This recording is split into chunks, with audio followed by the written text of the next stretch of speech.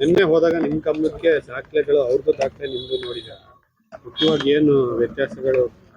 ನಿಮ್ಮ ಗಮನಕ್ಕೆ ನೆನ್ನೆ ದಾಖಲೆ ಎಲ್ಲ ಕೊಟ್ಟಿದ್ದೀನಿ. ಯಾಕೆಂದ್ರೆ ಇಷ್ಟ ದಿನ ನಾನು ಅದನ್ನ ಸುಮ್ನೆ ಏನಕ್ಕೆ ಟಿವಿಲೆಲ್ಲ ತೋರ್ಸೋದು, ಕೋರ್ಟ್ ಅಲ್ಲಿ ಇದೆ ಅಂತ ನಾನು ಇದ್ದೆ. ಅದು ತುಂಬಾ ಇವ್ರ ಹತ್ರ ದಾಖಲೆ ಇಲ್ಲ ಅಂತ ಅವ್ರ ಕಡೆಯವರಿಂದ ನಮ್ಗೆ ರಾಂಗ್ ಮೆಸೇಜ್ ಬರ್ತಾ ಇತ್ತು. ಇದು ತಪ್ಪಾಗುತ್ತೆ. ನಾವು ಒಬ್ಬ ಸೆಲೆಬ್ರಿಟಿ ಆಗಿ ಮೆಸೇಜು ಕರೆಕ್ಟಾಗಿ ಕೊಡಬೇಕು ಅಂದ್ಬಿಟ್ಟು ನಾವೇನ್ ಮಾಡಿದ್ವಿ, ಇವಾಗ ಈ ಜಿಲ್ಲಾಧಿಕಾರಿ ಮತ್ತೆ SP ಅವ್ರ ಗಮನಕ್ಕೆ ತಂದಿದ್ದೀವಿ ಇದನ್ನ. ಯಾಕೆಂದ್ರೆ ಇಷ್ಟು ದಿವಸ ಬರೀ ಪೊಲೀಸ್ ಸ್ಟೇಷನ್ ಇದು ಒಳಗಡೆ ಇತ್ತು. ನೆನ್ನೆ ಅಲ್ಲೂ ಹೋಗಿ ಅಲ್ಲಿ ನಿಮಗೆ ದಾಖಲೆ ಒದಗಿಸಿದ್ದೀನಿ. ಇವತ್ತು ಇಲ್ಲಿ ನನ್ನ ಪ್ರಾಬ್ಲಮ್ಸ್ ಏನಿದೆ ಈ ಹಾಸನದ ಜಿಲ್ಲಾಧಿಕಾರಿ ಮತ್ತೆ DC ಆಫೀಸ್ ಅವ್ರಿಗೂ ಕೊಟ್ಟಿದ್ದೀನಿ. ಅವರು ಎಲ್ಲ ಓದ್ಬಿಟ್ಟು ನಾನು ಮುಂದಿನ ಕ್ರಮ ನಾನು ತಗೋತೀನಿ ಅಂತ ಹೇಳಿದ್ದಾರೆ. ಆದಷ್ಟು ಬೇಗ ಮಾಡಿ ಇದಕ್ಕೊಂದು ಎಲ್ಲ ಕ್ಲಿಯರ್ ಮಾಡಿಸ್ತೀನಿ ಅಂತ ಹೇಳಿದ್ದೀನಿ. ಒಂದೇ ಸೈಟಿಗೆ ಒಂದೇ ಜಾಗಕ್ಕೆ ಎರಡೆರಡು ಖಾತೆ ನಂಬರ್ಗಳು, ಎರಡೆರಡು ಈ ಖಾತೆಗಳು ಬಂದಿರೋದು, ಈ ನಿಮ್ ದಾಖಲೆಗಳು ನೋಡಿದಾಗ ನಾನ್ ನಿಮಗೆ ಫಸ್ಟ್ ಡೇ ಹೇಳದ್ನಲ್ಲ, ಇದು ಫೇಕ್ ಮಾಡಿದ್ದಾರೆ, ಇದು ಯಾರೋ ನಟರಾಜ್ ಅನ್ನೋರು ಫೇಕ್ ಮಾಡಿದ್ದಾರೆ ಅಂತ. ನಮ್ಗೆ ಆಲ್ರೆಡಿ ಹಿಂದೆನೆ ಅವರು ನಟರಾಜು ಅವರು ಈ ಸೈಟ್ ಅವ್ರಿಗೆ ಗೊತ್ತು, ಆ ಏರಿಯಾ ಗೊತ್ತು. ನಟರಾಜು ಅಂದ್ರೆ ಅವನ ದೇವರಾಜು ಭಾವ, ಅವನು ನಟರಾಜು PD ಅವನೆಲ್ಲ ಯಾವ್ದೋ ಬೇರೆ ಊರಿಗಿದ್ದಾನಂತೆ, ಹಿಂದೆ ಇಲ್ಲಿ ಇದ್ನಂತೆ ಆ ಏರಿಯಾದಲ್ಲಿ. ಅವ್ನ್ ಮಾಡಿರೋದು ಅಂತ ನಿಮ್ಗೆ ಫಸ್ಟ್ ಡೇ ಹೇಳಿದೆ. ಅವನ್ನ ಇಂಟರ್ವ್ಯೂ ಮಾಡಬೇಡಿ, ಅವ್ನ ಹಂಗೆ ಬಿಡಿ, ನಮ್ಮನ್ ಬನ್ನಿ ಕೇಳಕ್ಕೆ. ಕಿಶೋರ್ ಮೇಡಂ ಅದೇನ್ ಗೊತ್ತಾ, ಅವ್ರನ್ನು ಕೂಡ ಮಾತಾಡ್ಸಿದ್ವಿ. ಅವ್ರು ಏನ್ ಹೇಳ್ತಾರೆ ಅಂದ್ರೆ, ನಾನು 4 ವರ್ಷದ ಹಿಂದೆನೆ 4 ವರ್ಷ ಆಗಿದೆ, ನಾನು 40 ವರ್ಷದ ಹಿಂದೆ ಪೇಪರ್ ಇದು ಗಲಾಟೆ ಆಗ್ತಿರೋದು. ಅವ್ನು 4 ವರ್ಷದಲ್ಲಿ ಮಾಡೋಗಿದೆ. ನನಗೆ ಯಾರು ಮಾಡ್ಕೊಟ್ರು, ಆಯಪ್ಪನೇ ಅವ್ರಿಗೂ ಮಾಡಿದ್ದಾರೆ. ಫೇಕ್ ಮಾಡಿರೋದೇ ಆಯಪ್ಪ ಅಂತ ನನಗೆ ಮಾಹಿತಿ ಇದೆ. ಕರ್ಸ್ ಕೇಳಿ ಆಯಪ್ಪನ, ಆಯ್ತಾ? ಯಾತಕ್ಕೆ ಕೇಳಬಾರ್ದು ನೀವು? ಯಾರ್ದು ತಪ್ಪು ಅಂತೀರಾ, ಅಧಿಕಾರಿಗಳದ್ದು ತಪ್ಪು ಅಂತೀರಾ? ನಾನು ಹೇಳಲ್ಲ, ನಾನು ಅಧಿಕಾರಿಗಳು ತಪ್ಪು ಹೇಳಲ್ಲ. ಇವಾಗ ನಾನ್ ಸೈಟ್ ತಗೊಂಡೆ ತಪ್ಪು, ಈಗ ಅದನ್ನ ಹೇಳ್ಬಲ್ಲೆ ನಾನು. ಯಾಕೆಂದ್ರೆ ಈಶ್ವರಮ್ಮ ಅಲ್ವಾ, ಏನ್ ಮಾಡಿದ್ರು ತಪ್ಪು ನಮ್ದು. ಅದೇ ಬೇರೆ ಯಾರಾದ್ರೂ ಆಗಿದ್ರು ನೀವು ಇಷ್ಟೊಂದು ಬಂದು ಕೇಳ್ತಾ ಇರ್ಲಿಲ್ಲ.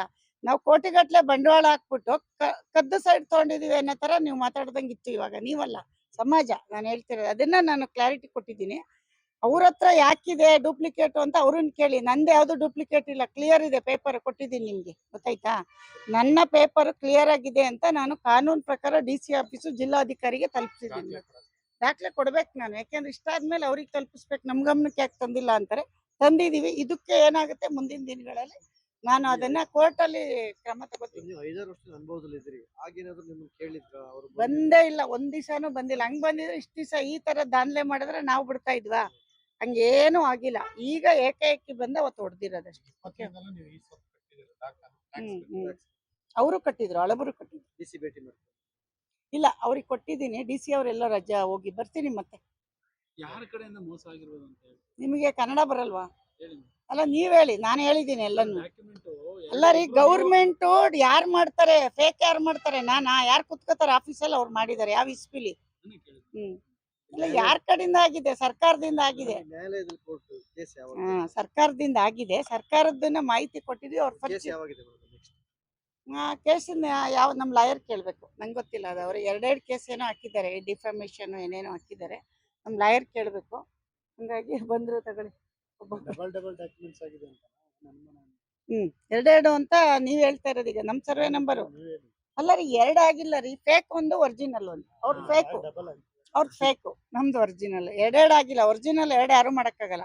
ಒಂದ್ ಫೇಕು, ಒಂದ್ ಡೂಪ್ಲಿಕೇಟ್. ಅದನ್ನ ನಾನು ಗಮನಕ್ಕೆ ತಂದಿದ್ದೀನಿ. ಇವಾಗ ಏನ್ ಹೇಳಿ, ನೆನ್ನೆ ಹೇಳ್ತಿದ್ದ ಅವ್ರ ಡ್ಯಾಡಿ ನಮ್ಮ ಅಪ್ಪ ಅವ್ರ ಹೆಸರಲ್ಲಿ ಇದೆ ಅಂತ ಸೈಟು. ತಲೆ ಕೆಟ್ಟಿರ್ಬೇಕು ಅವನಿಗೆಲ್ಲ. ನಮ್ ತಂದೆ ಹೆಸರಲ್ಲಿ ಇದೆಯಾ ಪ್ರಾಪರ್ಟಿ? ನನ್ನ ಹೆಸರಲ್ಲಿ ತಾನೇ ಇರು. ಅದಕ್ಕೆ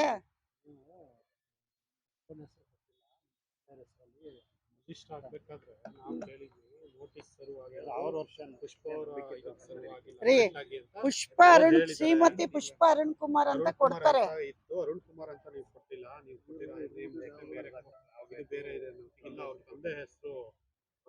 ನಿಮಗೆ ಕನ್ನಡ ಬರಲ್ಲ ಅನ್ಸುತ್ತೆ. ಅವ್ರು ಹೇಳಿದ್ದು ಅವ್ರ ಅಪ್ಪ ಅವ್ರ ಹೆಸರಲ್ಲಿ ಪ್ರಾಪರ್ಟಿ ಇದೆ ಅಂತ. ಕೇಳಿ ನೋಡಿ, ಇನ್ನೊಂದ್ಸರಿ ಮೇಳಿತ್ತು. ಅವ್ರ ಅಪ್ಪ ಅವ್ರ ಹೆಸರಲ್ಲಿ ಪ್ರಾಪರ್ಟಿ ತಗೊಂಡಿರೋದು ಅಂತ ಹೇಳಿರೋದಾಯ್ತು. ತಂದೆ ಯಜಮಾನ್ರ ಹೆಸರು ಬರುತ್ತಲ್ಲ, ಪುಷ್ಪ ಅರುಣ್ ಕುಮಾರ್ ಅಂತ. ಅದ್ರ ನೋಟಿಸ್ ಅಲ್ಲಿ ಅದು ಯಾಕೆ ಕೊಟ್ಟಿಲ್ಲ ಅವರು? ಅಷ್ಟೇ. ಓಕೆ.